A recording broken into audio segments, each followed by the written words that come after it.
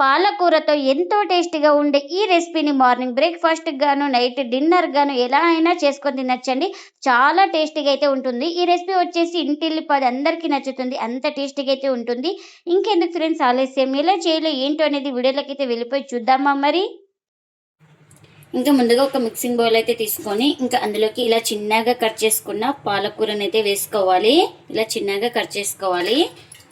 ఇంకా ఇప్పుడు దీన్ని బౌల్లోకి అయితే తీసుకుంటున్నా. చిన్నగా కట్ చేసుకున్న క్యారెట్, అలాగే చిన్నగా కట్ చేసుకున్న ఆనియన్స్ కూడా వేసుకోవాలి. ఇంకా ఇప్పుడు ఇందులోకి చిన్నగా కట్ చేసుకున్న మిర్చి, అలాగే టమోటా ముక్కలు కూడా వేసుకోవాలి. ఇంకా ఇప్పుడు ఇందులోకి ఒక పావు టీ స్పూన్ దాకా పసుపు, ఇంకా రుచికి తగినంత సాల్ట్, అలాగే ఒక స్పూన్ అంత ధనియాల పొడి, ఒక హాఫ్ స్పూన్ అంతా వేయించుకున్న జీలకర్ర పొడి, ఇంకా ఇందులోకి ఒక హాఫ్ లెమన్ అయితే వేసుకోవాలి.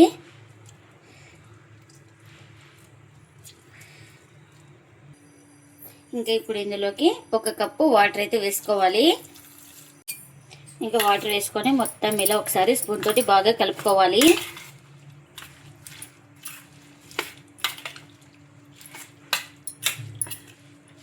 ఇంకా ఇలా మొత్తం బాగా కలుపుకున్న తర్వాత ఇప్పుడు ఇందులోకి ఒక కప్పు బొంబాయి రవ్వ అయితే వేసుకోవాలి.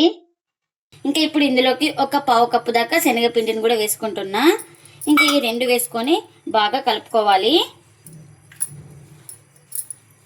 అన్నీ బాగా కలిసిపోయేలాగా బాగా కలిపేసుకుందాం. ఎక్కడ ఉండలు లేకుండా బాగా కలుపుకోవాలి. ఇలా మొత్తం బాగా కలుపుకున్న తర్వాత ఇప్పుడు ఇందులోకి ఒక హాఫ్ కప్పు గోధుమ పిండిని కూడా వేసుకుంటున్నా. ఇంకా ఈ గోధుమ పిండి కూడా వేసుకొని మొత్తం ఒకసారి బాగా కలిపేసుకోవాలి. ఇలా ఇంకా ఇలా మొత్తం బాగా కలుపుకొని ఇంకా ప్లేట్ అయితే పెట్టేసుకొని 10 నిమిషాలు పక్కన పెట్టుకుంటే మనకు రవ్వ, పాలకూర మొత్తం బాగా నానతాయండి. మిక్సీ జార్ అయితే తీసుకొని అందులోకి వేయించుకున్న పల్లీలు అయితే వేసుకోవాలి. ఇంకా అందులోకి కాస్త పుట్నాల పప్పు కూడా వేసుకోవాలి. ఇందులోకి కారానికి తగినంత మిర్చి, ఇంకా ఇందులోకి రుచికి తగినంత సాల్ట్, ఇంకా ఇందులోకి 2 స్పూన్ల దాకా కొబ్బరి పొడి కూడా వేసుకుంటున్నా. అలాగే గ్రైండ్ చేసుకోవడానికి కాస్త వాటర్ కూడా వేసుకోవాలి. ఇంకా ఇప్పుడు మూత పెట్టేసుకొని గ్రైండ్ చేసుకుందాం. ఇంకా గ్రైండ్ చేసుకున్న చట్నీని ఒక బౌల్లోకి అయితే తీసుకుంటున్నా.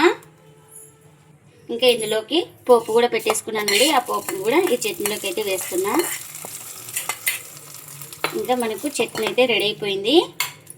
ఇంకా ఇప్పుడు ఒక 10 నిమిషాల తర్వాత అయితే చూపిస్తున్నాను చూడండి. ఇంకా మనకు రవ్వ పిండి మొత్తం బాగా నానినాయి.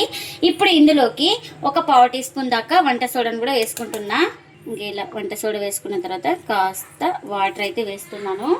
ఇంకా ఈ వాటర్ కూడా వేసుకొని మొత్తం ఈ పిండిని అయితే బాగా కలిపేసుకోవాలి. ఇంకా ఇలా మొత్తం బాగా కలుపుకున్న తర్వాత బ్యాటర్ అయితే ఈ విధంగా అయితే ఉండాలి. చూడండి ఇక్కడ చూపిస్తున్నాను కదా వీడియోలో, ఈ విధంగా అయితే ఉండాలి. మనకు బ్యాటర్ అయితే పర్ఫెక్ట్గా రెడీ అయిపోయింది. ఇప్పుడు ప్యాన్ కూడా పెట్టేసుకున్నాను. ప్యాన్ కూడా హీట్ అయింది మనకు.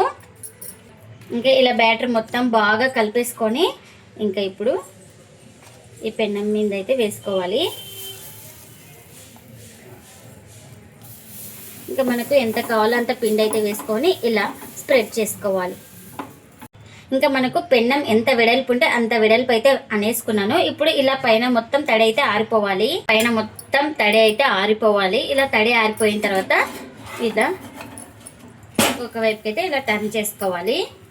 ఇలా టర్న్ చేసుకున్న తర్వాత మన ఇష్టం అండి, ఆయిల్ కానీ బటర్ కానీ ఏదైనా ఇలా అప్లై చేసుకోవచ్చు. మీరు ఆయిల్ ఇష్టం లేని వాళ్ళు ఆయిల్ లేకుండా కూడా చేసుకోవచ్చండి. చాలా టేస్ట్గా అయితే ఉంటాయి. ఇంకా ఇలా రెండు వైపులు అయితే బాగా కాల్చుకున్నానండి. ఇదైతే రెడీ అయిపోయింది. ఇంకా దీన్ని ఒక ప్లేట్లోకి అయితే తీసుకుందాం. ఇలా ఇంకా మరొకటి అయితే వేసి చూపిస్తున్నానండి. మనకు ఎంత పిండి కావాలో అంత పిండిని అయితే వేసుకొని ఇలా బాగా స్ప్రెడ్ చేసుకోవాలి. ఇంకా ఇలా తడి మొత్తం ఆరిన తర్వాత మరోవైపుకి అయితే ఇలా టర్న్ చేసుకోవాలి. ఇంకా మనం ఇలా బ్రష్ తోటి ఆయిల్ అయితే మొత్తం ఇలా అప్లై చేసుకోవాలి. ఇంకా దీన్ని అటు ఇటు తిప్పుకుంటూ రెండు వైపులా బాగా కాల్చుకోవాలి. ఇంకా మనకు ఇది కూడా రెడీ అయిపోయిందండి. ఇంకా ఎన్ని అయితే అన్నీ ఇలానే చేసుకోవాలి. పాలకూరతో ఎంతో టేస్టీగా ఉండే ఈ బ్రేక్ఫాస్ట్ అయితే చాలా రుచిగా చాలా టేస్టీగా అయితే ఉంటుందండి. ఇంకా ప్లేట్లకు అయితే సర్వ్ చేస్తున్నా. మనకి ఈరోజు హెల్తీగా టేస్టీగా ఉండే బ్రేక్ఫాస్ట్ అయితే రెడీ అయిపోయిందండి. ఈ బ్రేక్ఫాస్ట్ వచ్చేసి ఎవరికైనా ఇష్టంగా నచ్చుతుంది, అంత టేస్టీగా అయితే ఉంటుంది. ఇంకా ఈ బ్రేక్ఫాస్ట్ అయితే పిల్లల నుంచి పెద్దల వరకు అందరికీ నచ్చుతుందండి, అంత టేస్టీగా అయితే ఉంటుంది. ఇంకా చట్నీని కూడా చేసుకున్నాం కదా, ఇంకా చట్నీని కూడా సర్వ్ చేస్తున్నా. చూడండి మీకు చూపిస్తున్నాను. లోపల ఎక్కడ పిండి అయితే లేదండి, చాలా బాగా మనకు కాలింది. మంటను అడ్జస్ట్ చేసుకుంటూ బాగా కాల్చుకోవాలి, అప్పుడే లోపల దాకా మనకు బాగా కాలుతుంది. మీరు కూడా తప్పకుండా ఒకసారి పాలకూరతో ఇలా హెల్తీగా బ్రేక్ఫాస్ట్ చేసి మీకు ఎలా వచ్చిందో కామెంట్ అయితే చేయండి ఫ్రెండ్స్. ఇదండి ఇవాల్టి వీడియో. ఈ వీడియో కనుక నచ్చితే ప్లీజ్ లైక్ చేయండి, షేర్ చేయండి, కామెంట్ చేయండి. అలాగే లైక్ చేసి సపోర్ట్ చేయండి friends. Thanks for watching. By by.